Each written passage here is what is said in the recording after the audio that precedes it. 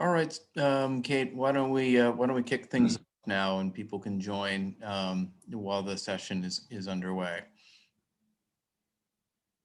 So I'd like to welcome folks to this webinar series on culverts. My name is Ulla Amundsen, and I'm the Executive Director of the Kennebec Valley Council of Governments, which is a regional planning authority working in the counties of Kennebec County, Somerset County, and parts of Waldo County.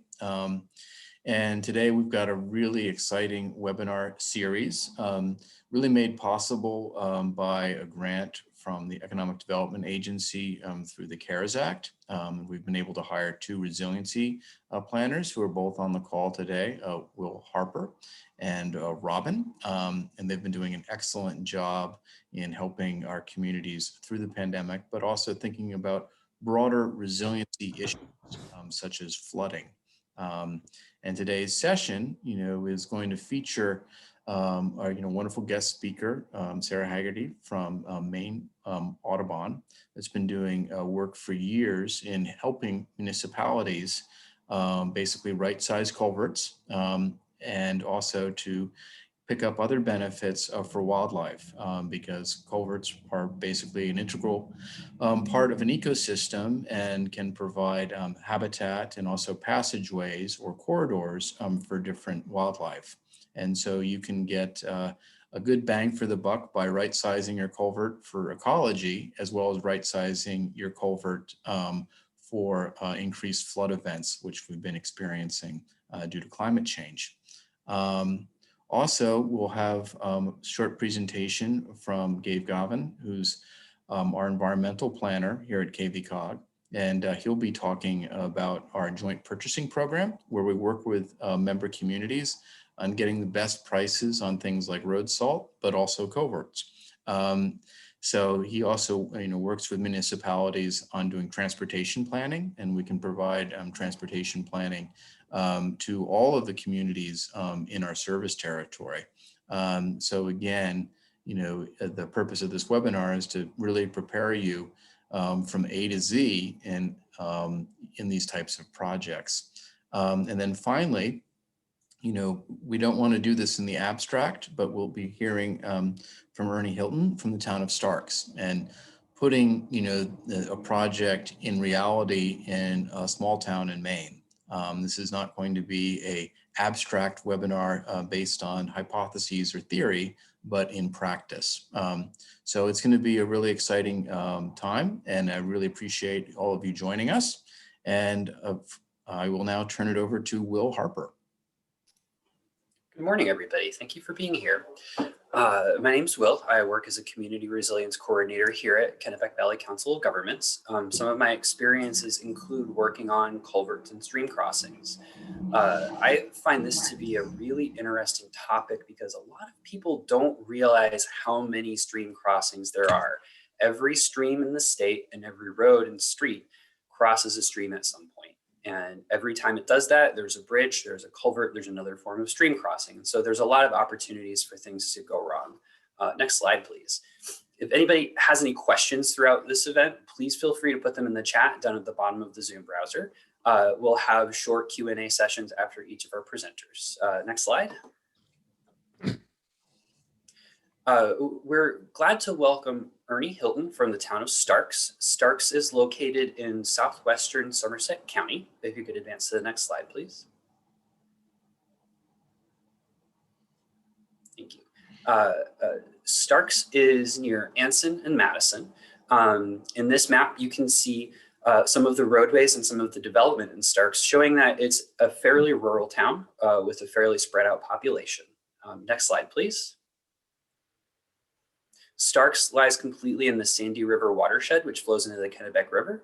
A lot of the other smaller tributaries that flow through Starks carry a lot of water from adjacent towns to the northwest. The major stream systems in the town include Lemon Stream, Josiah Brook, Hilton Brook, and we'll be seeing some more of those watersheds playing into some of the projects that Ernie is going to talk about. You'll notice the 3 red stars in this map showing the location of Ernie's photographs. Next slide, please. The topography of Starks is really interesting. It's fairly hilly to the northwest, that all of the water that flows through Starks flows southeast towards the Sandy River. You can see that there are a lot of really pronounced gullies and pronounced riverbeds throughout the town. And that has a lot to do with how the hydrography of the area affects flooding, affects seasonal water levels, and things like that. Next slide, please. So water flow is really not much of an obstacle until it reaches a barrier. A lot of the barriers that we're going to be talking about today are culverts, but some of those other barriers include natural and man-made obstacles like dams or waterfalls. And these can be barriers for water flow that affect a roadway, but they can also affect nature, and they can affect fish and other wildlife migrating up and downstream. Next slide, please. One of the primary considerations when it comes to habitat is restoring salmon in our Gulf of Maine. Historically, we had huge numbers of salmon that swam up and down the Kennebec River and the Sandy River. And you can see in this map that there are a number of established salmon hatchery areas, but it also includes areas that have been modeled to be supportive of salmon populations. And so the federal government and the state government are invested in restoring these fisheries to their historic prominence. Next slide, please. In addition to salmon, there are also a number of other fish and wildlife species. Notable among them are alewives and brook trout for a lot of people in the area. Fisheries and the natural beauty of the area are really important assets. And so maintaining and preserving them through preserving stream crossings is an important feature of this presentation today. If you advance to the next slide, I will hand it over to Ernie Hilton, Selectman in the town of Starks, and take it away, Ernie. Thank you very much, Will. I really appreciate that. If we'd go on to the next slide. So we're going to be looking at two different projects that we've accomplished over the last few years. We did an arch culvert back in 2017 and a box culvert this past summer in 2020. We're looking at what's called the Watson Corner stream here, and the road that you see, the red lines that you see kind of going southwest to northeast a little bit is one of the original roads in town. Part of it's been abandoned, but the part that kind of comes up out of the southeast and comes around the corner is a very active roadway. Interestingly enough, one of the aspects of these, Starks was incorporated in 1795, and in September of that year, they actually laid out 5 different roads, and these 2 projects are on 2 of those separate roads. The interesting part about that is that the way they established water crossings at that time was through corduroy, laying logs across the streams. And so now, 250 years later, we are digging down and looking for original stream beds. And lo and behold, there they are underneath the corduroy. And we've actually dug out some of those pieces, and I've got one of these photos actually shows a piece of log that was laid across the stream back in 1795. So this was a location of an archway. You can see that the stream is crossing the road at an angle of about 20 degrees, which caused it to be a longer project than would otherwise be the case. I think we can probably go to the next slide here now. Sometime back in the 60s, 50s, 60s, 40s, we really don't know when, somebody wanted to establish a pond, and they built a dike right on the edge, the north edge of the roadway, right of way, and they had a pond in here, and they actually ponded up this Watson stream. Eventually, of course, the stream would break through, and it broke through pretty much along where its original stream bed was, as we were able to trace it. And of course, when there's any kind of a major flooding event, it would wash out through this gap that you're seeing right here. Now look at these 2 trees, and then just follow that into the next slide as we see it in just a couple. Those 2 trees are back about probably 15 yards. And you see the culverts are down here at the bottom of the visual. The culverts are down here because they wanted to have the shortest distance to get across the road. So consequently, when there was a major freshet, the water would course its way out through that gap in the dike, take out 3 or 4 loads of gravel as it was running across the road, trying to find its a downstream portion. In normal times, the water would just kind of come down the ditch these 10 yards or so, and then into the culverts. Let's go on to the next slide. Next slide, please, Kate. So this is the downstream end. Whoops, back up one. There we go. The culvert on the left was a bronze level Olympian jump for brook trout and salmon, and the one on the right was a gold medal level jump, about a foot. It doesn't show in this photo here, but you would be able to see there's a plunge pool here, and beyond that is the probably 10 or 15 loads of gravel that have been washed off that roadbed over the course of the last number of years before we did this project. So let's go on to the next one. Next, here we go. And just so you know, the water in here is not stream water. It's from rainwater. Had a shower that day. So this was going to be an arch culvert. We're looking at the downstream end. This is at an angle to the road of about 20 degrees, and there's a pretty good pitch on the stream. It's about a foot over these 60 feet or so. So what is involved in establishing one of these arch culverts is to establish 2 parallel lines of these concrete pediments. In this case, there's going to be 2 of these 2 foot by 2 foot pediments stacked on top of each other, and then the arch on top of that. What you're looking at on the left here is the actual original stream bed, because that was what was underneath the corduroy that we found.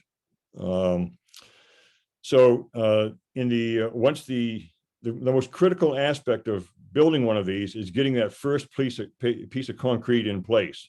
Once you have that in place, the whole thing really falls together pretty quickly. Next slide.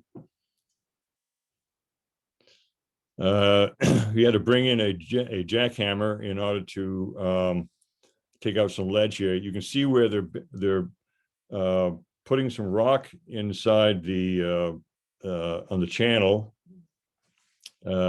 Next slide.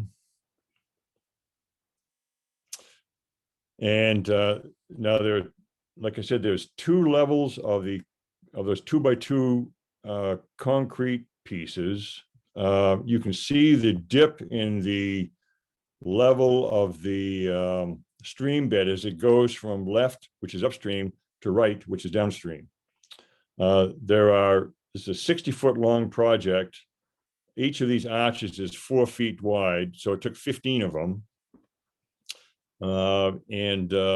It was, I think they placed all 15 of those. I wasn't there for the whole time, but I think they placed them in just several hours.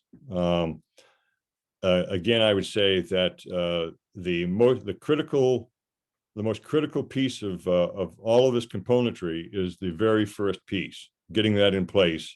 Once you have that, and you can have you know how to work a level, and you got a tape measure, you're in pretty good shape. So next slide. The protocol calls for cabling all the pieces together to make sure that sediment isn't able to get down through between the gaps. These arches are all sit in a preformed gap in the concrete pediments below, so they don't move. You backfill them each on. You don't backfill one side entirely and do the other side. You have to backfill evenly on both sides to make sure the pressure is the same on both sides. We put a turnbuckle on that cable there to tighten it up and hold it in place. And then the next slide, put some plastic over it and backfill it, and you're getting done. each of these projects, from the time traffic was cut off until traffic resumed, was around 4 or 5 days. So once you had things going along pretty well, you could do the job pretty quickly. It was really a rather neat project. Next slide. This is when it's done, it's in the stream, it's an original stream bed now. That's the I think it's a 13-foot arch culvert that we're looking at. It's either 11 or 13. And that was actually taken at the time of a freshet, December 25th of last year. And we'll hear a little bit more about that in a little bit here. So this is what the thing looked like. We took out quite a bit of that dike that was there, opened it up, and this actually turned out to be one of the nice things about these projects is they are truly a permanent project. We will never, 150 years from now, this is going to be in place. It'll be functioning. It'll be as opposed to having to keep messing around with a steel or even a plastic culvert. This just makes so much sense. Next slide, please. So our second, the first project we got, that arch was done in 2017. This one on Smith Brook was done last summer. The arch we did in mid-August. This one we did in mid-July. You aren't allowed to do such projects in the water prior to July 15th due to fish spawning issues. So very shortly after that, we started in on this. Lemon Stream, which is a fairly major stream, is on the left. You can see where Smith Brook is coming down just a little bit to the right there. And in fact, there's an island in the Sandy River down below. In fact, Smith Brook used to course down all the way through to Lemon Stream and then empty into the Sandy. But at some point in the past, the Sandy kind of broached right up through Smith Brook and created that island right there. That's been done in the last 10 or 15 years. The Sandy River is known for the amount of gravel that it transports, and it can move a lot of material in just a few years. This is all in the salmon and brook trout habitat. I actually have spent the last 10 or 15 years volunteering to plant Atlantic salmon eggs in the upper Sandy River. 2 years ago, this is a Department of Marine Resources project. We plant about 100,000 eggs a day, and in the course of a season, they'll plant upwards of 800,000 to 1 million eggs in the Sandy River watershed. A few years ago, they actually planted about 100,000 eggs, as I understand it, in Lemon Stream. So this is all really prime habitat, and it's a couple of our other fellow selectmen actually fished in these brooks in Smith Brook here, in fact, back when they were kids for brookies. And in our grant application, that was, I think, a rather significant aspect of what we were able to testify to. So anyway, so we have, this is going to be a box culvert, a much bigger stream than a Watson Stream. We'll move on to the next slide. This is the outfall of the old culvert. Again, that was a gold medal leap for anything to get up into that culvert. That's about my recollection is that's a 4-foot culvert. Next slide. So again, the idea behind these projects is to find the original stream bed. Once we had we of course undertake all the water containment and dam and filtration aspects for getting water through the system. we like to do it as as in the driest time of the year, so that there is the minimal amount of water going through. In this case, we took some plastic culvert that we had and we directed the stream over the original stream beds you see there through that culvert into the outfall. And then we built around that. Next slide, please. Again, the most important aspect of any of this is to get that first piece of concrete in the correct location. That's a 1x3, a piece of 1 foot by thick by 3 foot wide footer. That's going to be put in place, and then from that, everything else will be measured. So, and if you look to the left there, there's a piece of that corduroy that we took out, which was right on top of the stream bed. This is like I said, this is one of the original roads in town, laid out and used for now 225 years. Next slide, please. So the construction involves, if you look at these walls, we see two pieces of the 2x2 concrete stacked above. There's actually another 2 levels of that down below grade level, sitting on top of the 1x3 foot footer. So there's a total of 5 pieces of concrete, about 9 feet of concrete, and then the decking is put on. And again, these all fit together. They go so like a tongue and groove type of aspect to them.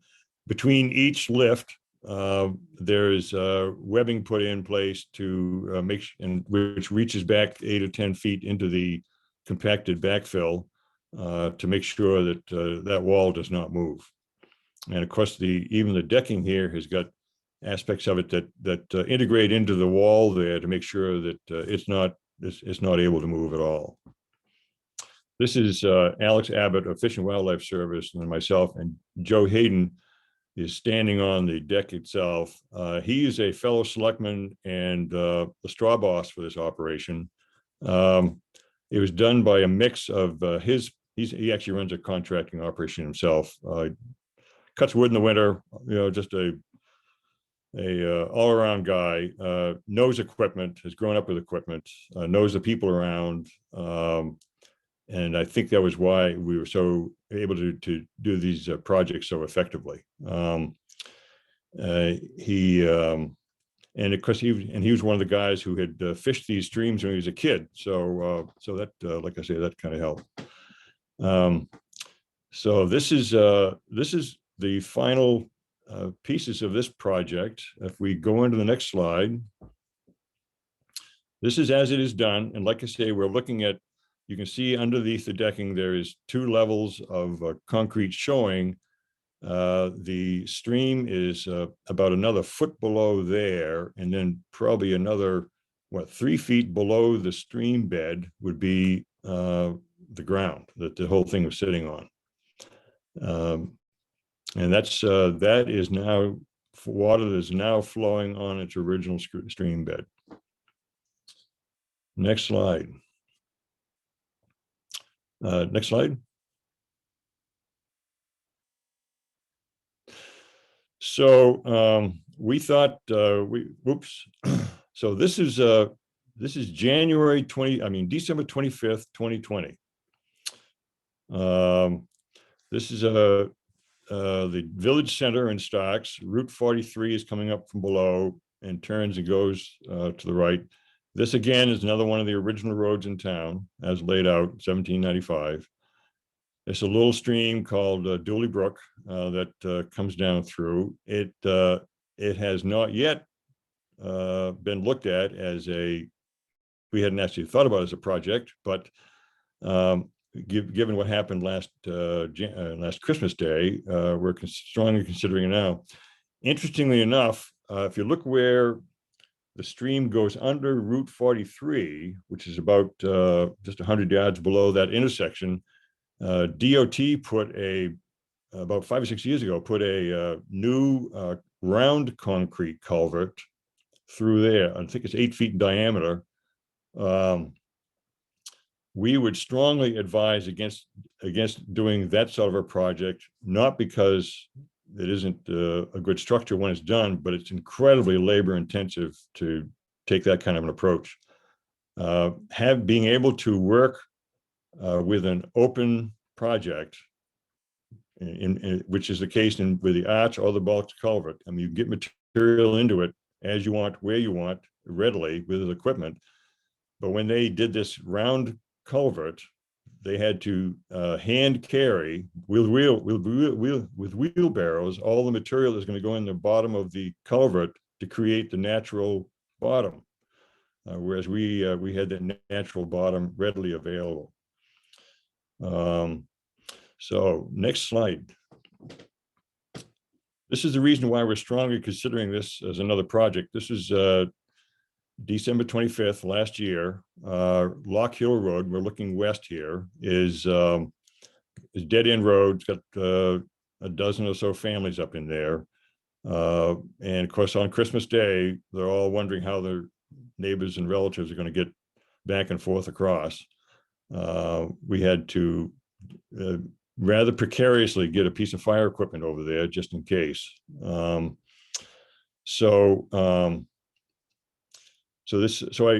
the occasion that this took place, I went back to Smith Brook to see how that was doing. And next slide, please. And this was the result. It was very readily handling the kind of flowage that was that resulted in what you saw back there at Lock Hill Road. This would pretty easily handle. One of the design aspects of this particular project was the Sandy River, which is very nearby, rises and falls rather rapidly based on what's happening in a fairly large watershed. There are no dams, no encumbrances whatsoever to water flow anywhere upstream of this location. And so trying to design something large enough to meet those needs was, a bit of a challenge. But we think we've met the challenge pretty well here. So, and as you may recall, that photo of the white car sitting on top of the arch culvert, that was taken at the same time, and it was very readily handling that flow as well. So I think that may be the end of my talk. Next slide. Yeah, there we go. Off to you, Sarah. Sure. Well, if we could take a minute or two to ask a few questions of Ernie. Oh, sure. I'll get started. So you said that the estimated lifespans for some of these projects was 150 years. Is there any sort of regular maintenance or any sort of regular inspections that need to be done by the town to make sure that they're living up to these lengths?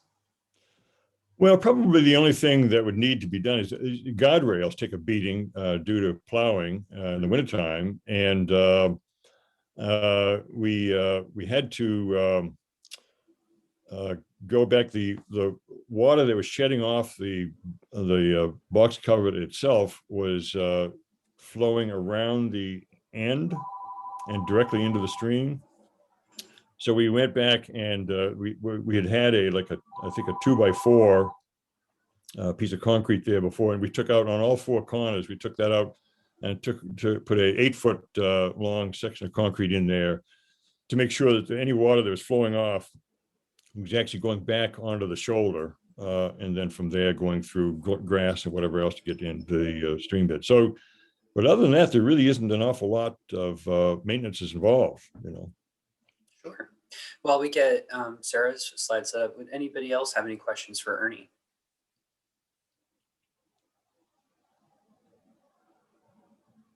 All right, hearing none, I'll let Sarah go ahead and get started on her side. Sarah, please take it over. Thank you. Let's see if we can get this. Thank you. Ernie, you set me up perfectly. So I want to talk a little bit about some of the principles of what Ernie was just showing you. And I want to thank KVCOG for inviting me. I could talk about culverts all day long, and I have. So, but I will limit myself this morning.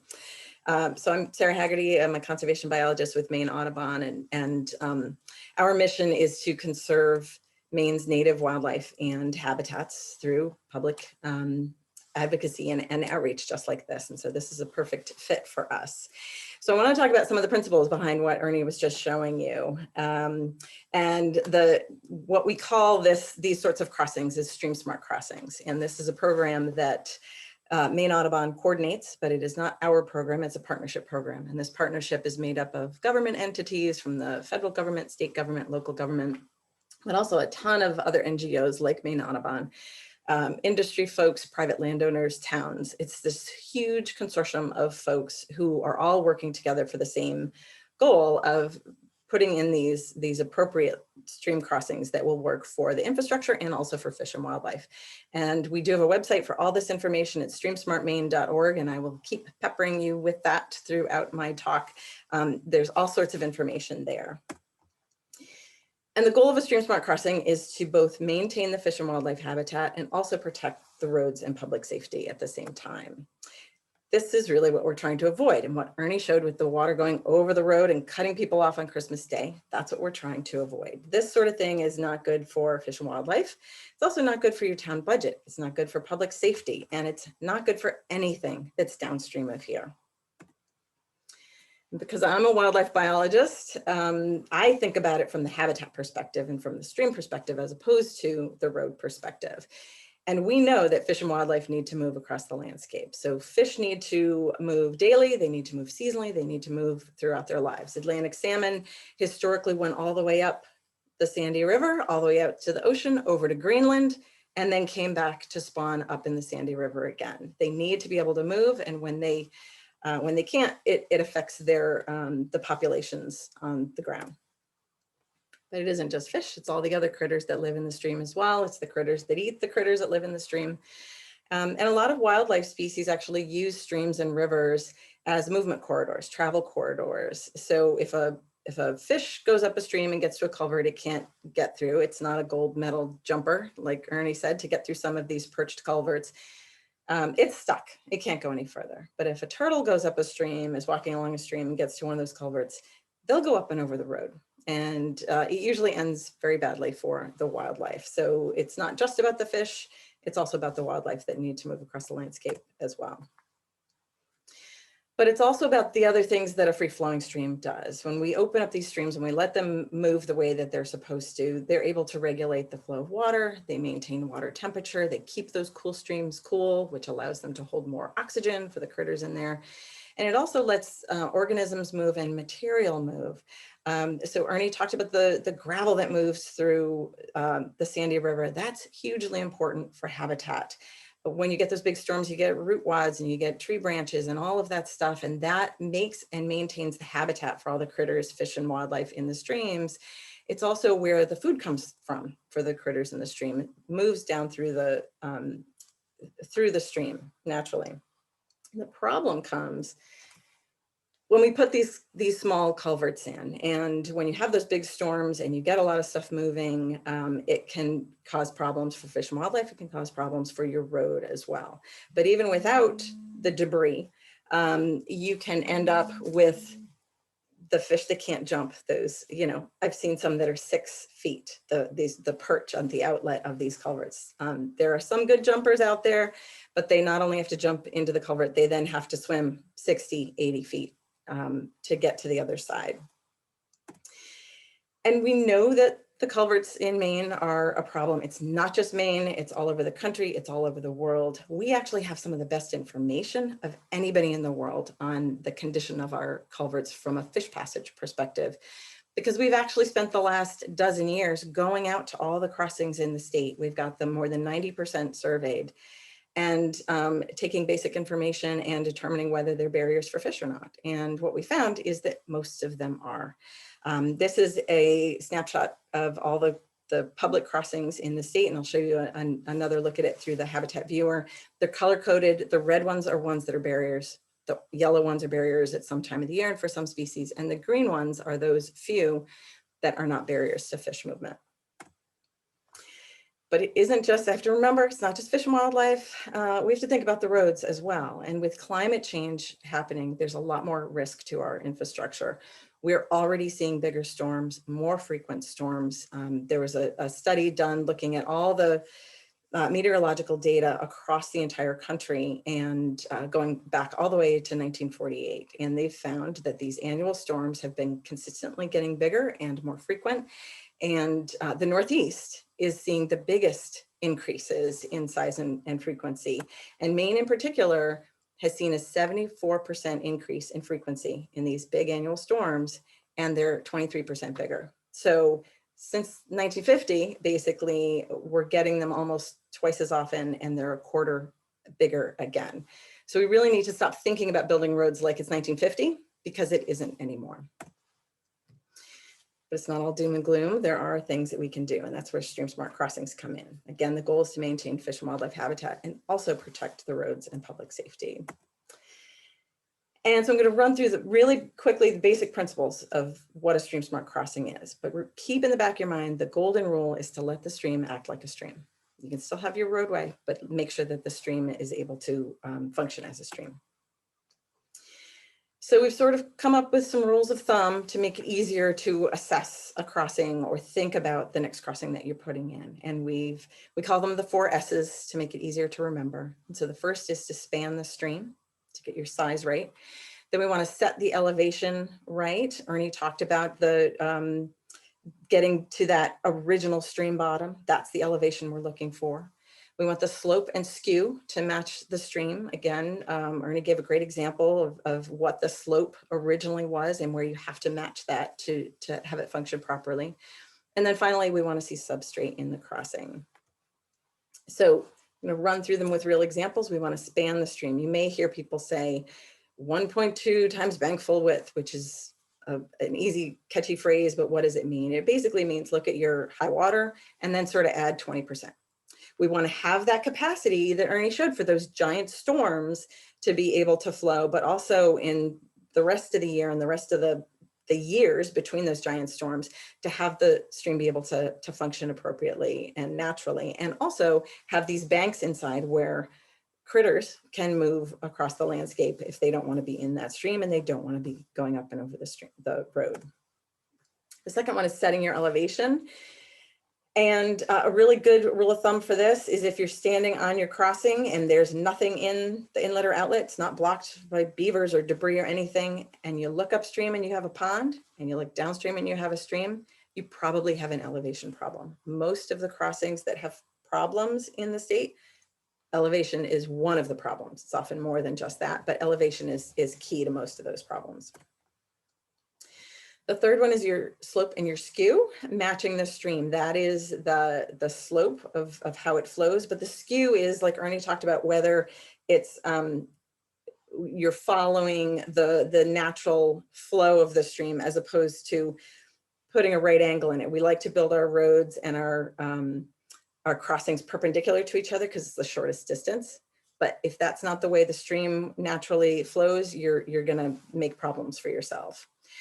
So really what this means is that as you come down the stream, you don't see a difference. You flow down the stream into the crossing, nothing changes, and you flow back out the other side. You've got your stream appropriately set. It matches what's already there, your slope and your skew. You're good to go. And finally, we want to see substrate in the crossing. We're trying to recreate the stream. And Ernie talked about, getting this stuff in there, having an open bottom makes it really easy because you've already got that structure in there. You can do embedded crossings, but you have to then get the substrate inside, which can be a pain. And you also have to have a bigger structure because you're going to take up some of that capacity by putting a stream bed inside it, essentially. But there isn't really one thing that's a stream smart crossing. It really depends on your site, depends on your substrate, depends on your budget, depends on the kind of road. It's really very site specific, and you have a lot of different options. There are bridges, there are arches, there are 3-sided boxes. You can do embedded boxes and embedded culverts. Again, they have their limitations, but they may be useful where you have a lot of silt or clay and you can't get good footers in there. But there's pros and cons to all the different options. And we actually have this table that's just sort of a quick and easy pros and cons of the different options at streamsmartmaine.org, where you can just get a quick look at what your different options are and what the pros and cons might be. But the big thing that always comes up is, well, if this is so great, why aren't all the crossings stream smart? And the reason is because it's more expensive upfront. These are bigger. I mean, that's the fact of the matter. But as Ernie said, over the life of the crossing, it's going to be cheaper. There's no maintenance involved. The replacement is 150 years instead of like 50 years with one of these pipes. You're not going back to put gravel in or you know, fiddling with it every year. So studies have shown here in Maine, in Massachusetts, and in other parts of the country that over the life of a crossing, it's actually cheaper. This graph on the right actually shows that. The top two are Stream Smart arch and box crossings, and the blue is a traditional pipe. And you see that the Stream Smart crossings have no more expenses. They're more expensive up front, but that's it. You don't have to go back. The pipe you're fiddling with, and you're doing maintenance costs, and then you're going to replace it more frequently. So at the end of 50 years, you've spent more money on that cheaper pipe than on Stream Smart crossings. So just a reminder, the rules of thumb are the 4 S's, and there's a lot of information on all this at streamsmartmaine.org, where you can find information on tools and trainings and all sorts of other information. We, Maine Audubon and our partners, go out and we do trainings every year. Every spring we do this phase 1 introductory sort of half-day classroom training. And this year, for the first time, we did it virtually. We had almost 200 people there. And all of it is now on our website. You can watch the talks. They're broken up, so you don't have to kill your entire morning. But we also have a video of this stream table, which is actually pretty fun. It shows sort of how this works at a small scale. And then in the fall, we actually do some hands-on training. We do these 2-day trainings, full days, where we actually take you out in the field. We show you how to take the measurement, what measurements to take, how to view the stream and what to think about, enter all the data, and you actually create a preliminary design, a Stream Smart design based on your data that you've collected. And then I want to touch really quickly on another tool that we link to from our website, streamsmartmaine.org. And Will showed some of these images from the viewer as well. This is a really, really useful tool. It is the Maine Stream Habitat Viewer. And as I said, we actually went out and collected data on all these crossings, and they're available, all the public crossings, in this viewer. So you can search your town, pull up all the crossings. They're all color coded. You can change the background. You can click on any crossing. You get a pop-up that gives you all the data that was collected at the survey. You have links to photographs that were taken at the survey. You can turn on and off the different habitats, so showing where the Atlantic salmon habitat is, or the alewife habitat, or brook trout habitat, which is really, really important when you're doing grant proposals to get funding for some of these. Having habitat that's cut off by your crossing that you're going to improve is really important for being able to get some of the funding that's out there. And then you can actually query your whole town. You can pull all the culverts and their associated data as a CSV file, so you can map it in GIS. You can pull it all into a table. It's all really, really easy to use, and it's all right there in front of you. I cannot stress enough how cool this tool is, but I'm kind of a map geek, so I like those sorts of things. And there's a lot of other information available. We have a lot of videos on different kinds of crossings that have been put in, what this 2-day training is like, at some of these concepts that I went through, but in much more detail. And then we have a lot of handouts on some of the fundamentals, some partners who are available to help you, technical assistance, financial assistance. There's a lot of information at streamsmartmaine.org. Including a link to something that I think is one of the most important things for municipalities, which is funding. And the DEP Municipal Stream Crossing Upgrade Grant has been hugely important for municipalities all across the state. It is a competitive grant process. They've spent about in the last 5 years, and the money all goes directly to municipalities. It's competitive. But DEP does workshops to teach you how to do a really good application. So they're doing several this summer as well. You can get up to 125,000 for your crossing. It's not to cover everything. You do have to put in some money, but I wouldn't turn away 125,000 if I were a municipality. They do rank them, and the scoring is based on 3 basic things. 25% of your score is public safety issues. 50% is those restoration goals, the fish and wildlife reconnectivity. And then 25% is that it's a cost-effective project, that this isn't a sort of a Cadillac where you just need a Corolla. And the timing on that is that they used to do them twice a year, but it got to be too hectic. So now they just do them once a year. They usually put out an RFP in sort of September, and it's open for 2 to 3 months. Last year it was September 1 and November 1, I believe. And then they do their announcements in February. And so that gives you time right now to start getting ready for this year, to get all the information ready. And they've really streamlined the process and made it a lot easier to get through. John McLean heads up that program, and he's great to work with, answers all sorts of questions, and he comes to our trainings as well. And just to wrap up, some reminders on what it is we're talking about. It's not just fish and wildlife, even though I'm a biologist. It's also our infrastructure. This was a gigantic culvert that was torn out in a Christmas storm 10 years ago. And right nearby was a stream smart crossing that had been put in that summer. So by December, this one was fine. The other crossings were washed out across the landscape, but the stream smart crossing was fine. It was filled to capacity, but it was maintained. And if anyone remembers Hurricane Irene, again, about a decade ago, the state of Vermont basically half of it got wiped out. More than 1,000 culverts and bridges were washed away, but the 2 years leading up to that, Green Mountain National Forest had gone through and replaced all their culverts. They didn't lose a single one. And if you've driven those roads, those are pretty steep streams. So it really does make a difference on the ground. And Maine got hit by Irene as well over in Carrabassett Valley. These are pretty good sized crossings. They were blown out in the hurricane, and now they have some good sized bridges there that will last for 150 years or 250 years. But those big storms, they'll have the capacity for now. And TNC is a huge partner with Maine Audubon as part of StreamSmart, and they worked on getting the information on the culverts. And now they're using that information to try and also assess flood risk. So we think about fish and wildlife, but we're also thinking about flood risk as well. And so they're working on a tool now where you'll be able to access a map that will show you not just the fish passage issue, but at the same time where there's a flood risk issue. So that will get you again to getting those grants and to helping you prioritize where the most important places are to replace the culverts. We're hoping this will come out this year, if not pretty soon thereafter.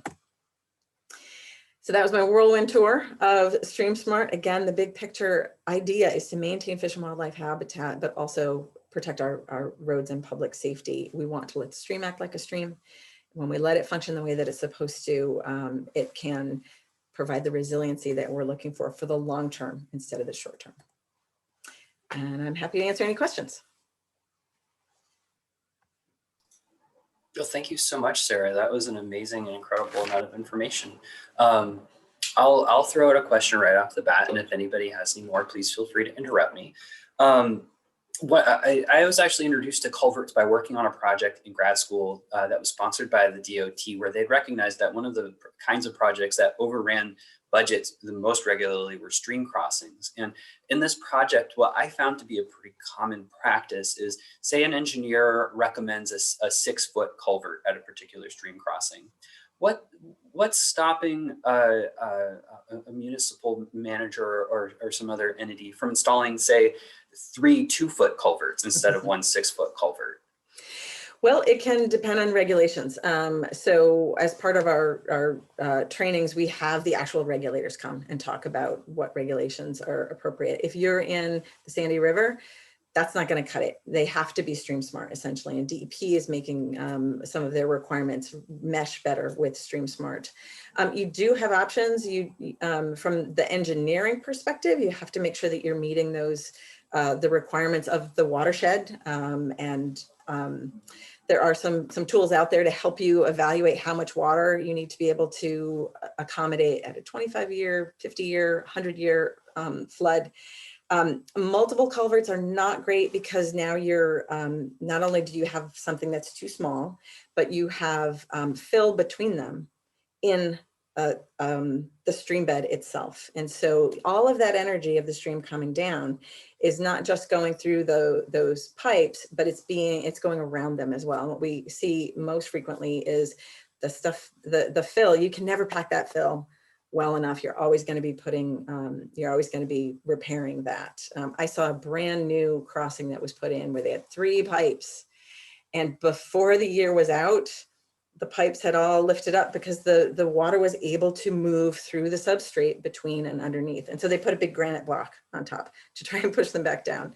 But really thinking about what the stream needs instead of just thinking about water going through the pipe. We need to be thinking about a road going over a stream. Great. Elaine asks, have fish come back to streams that have had better stream crossings? And Elaine, feel free to ask any follow-up questions. Yes, it is amazing how quickly we see these changes. You know, I always say it can be really depressing to be a wildlife biologist sometimes, but the thing that keeps you going is that nature is resilient as long as you give it the ability to be. We've seen crossings get opened up all across the state where the alewives that were gone for 50 years, now you've got 1 million alewives coming up the stream. We're seeing the Atlantic salmon with the dams coming out and a lot of work done on culverts being replaced in the Penobscot River watershed. The salmon are starting to come back. Remember, Maine is the last place in the US that has a viable Atlantic salmon population. They used to be in every major river east of the Hudson in New York, and now we're it. And when we take out the dams and we replace these crossings, the nature responds. And if you've still got enough of a population out there, they'll come up and do what they're supposed to do, basically. Fantastic. Well, if anybody has any other questions, please feel free to throw them out there.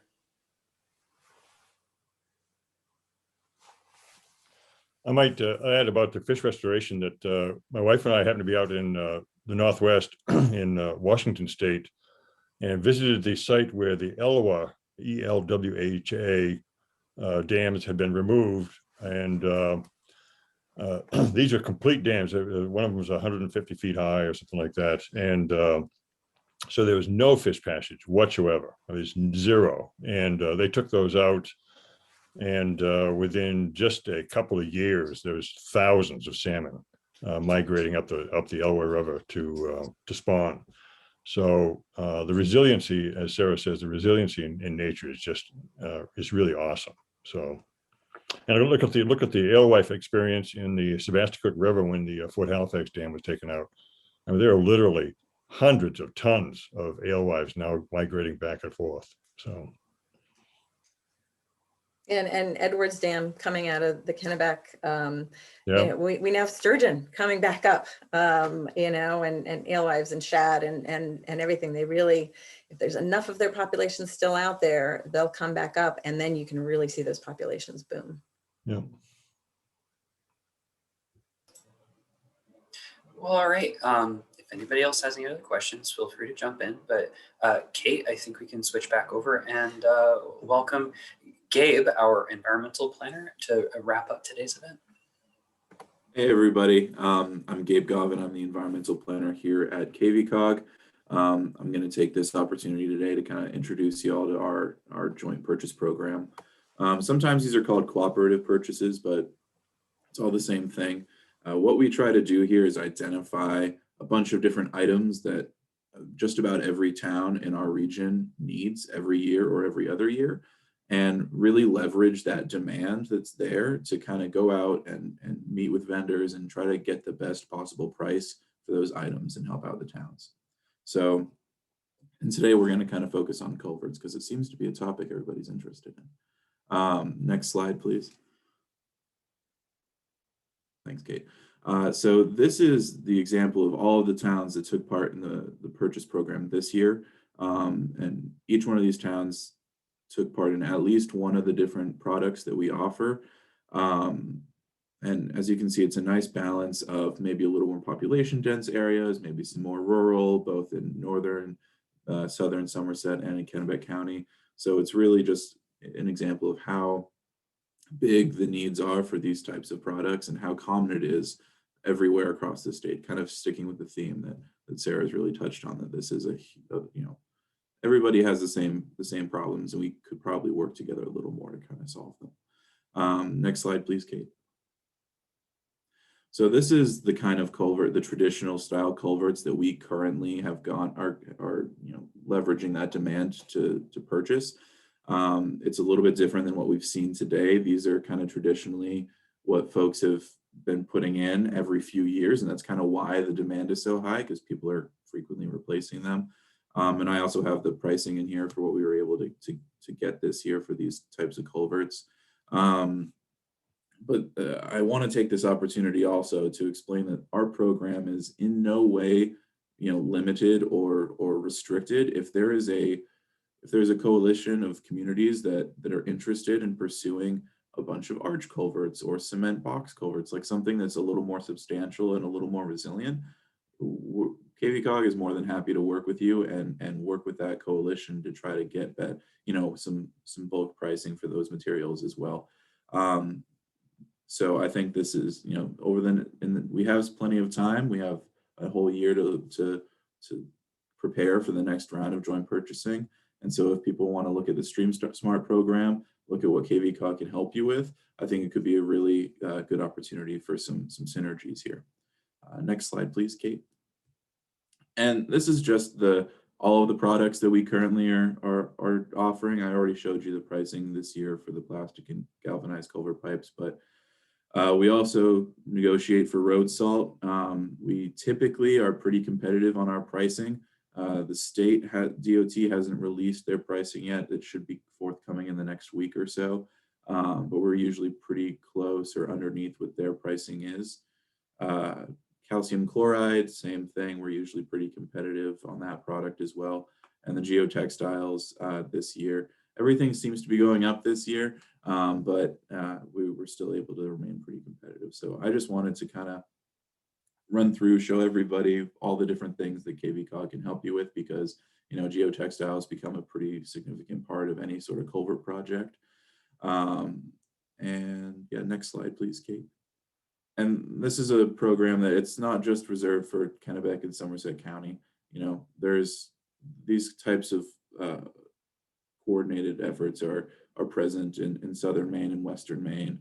And I'm sure that these aren't even all of the organizations in the state that offer it. I believe that Mid-Coast Economic Development District also does some sort of cooperative purchasing.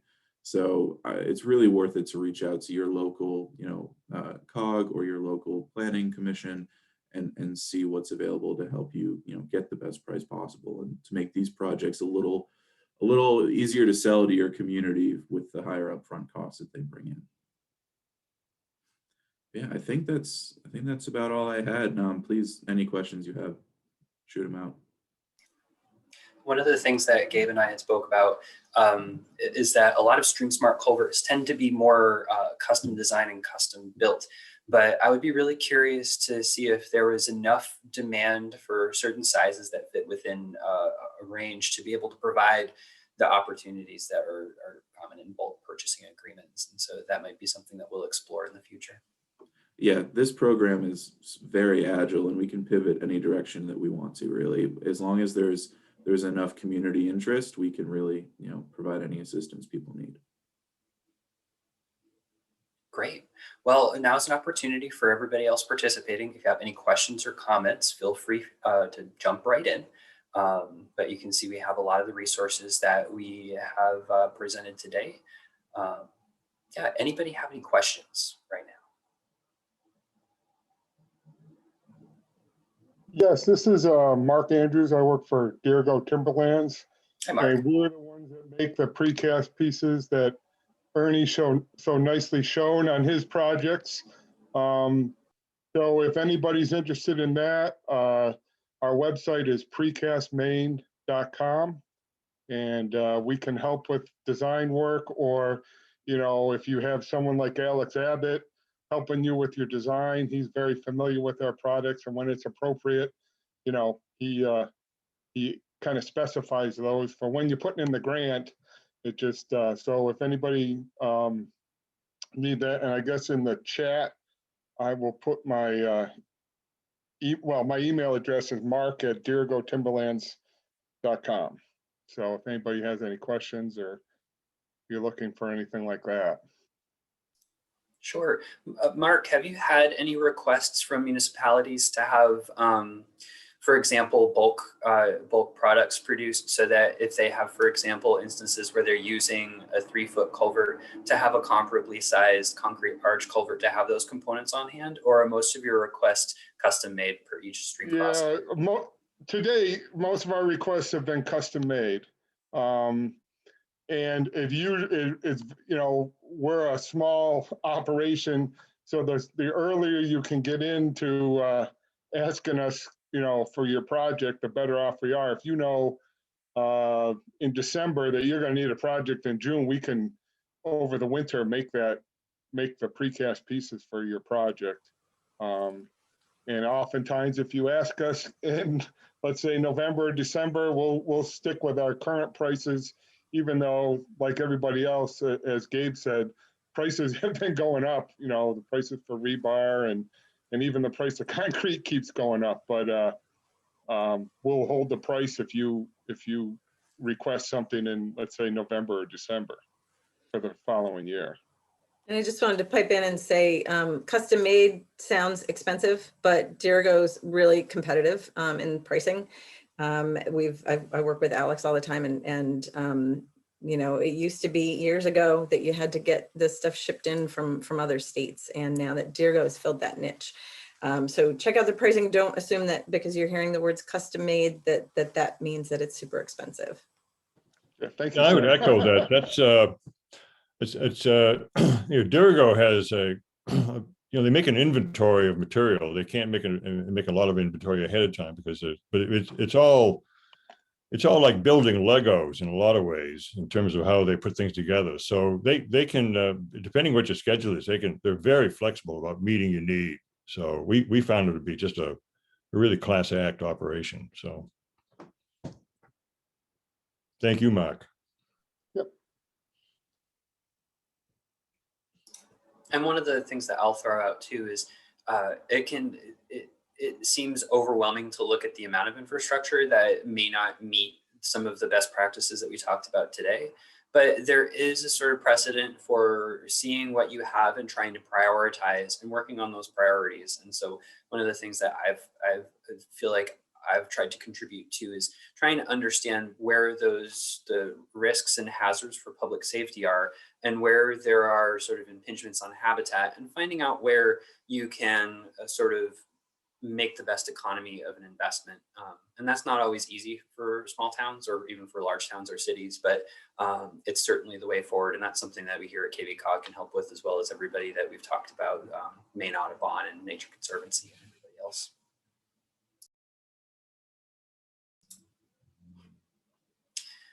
Well, all right. Thank you so much, everybody. We've gone a little bit over time. It's 10:34 right now. I thank you all for your time and your attention today. If you have any questions, please feel free to reach out. We'll be posting all of this material on our website. And then until then, if anybody else has any comments, please feel free to chime in. But I thank you all for your time and appreciate your attention.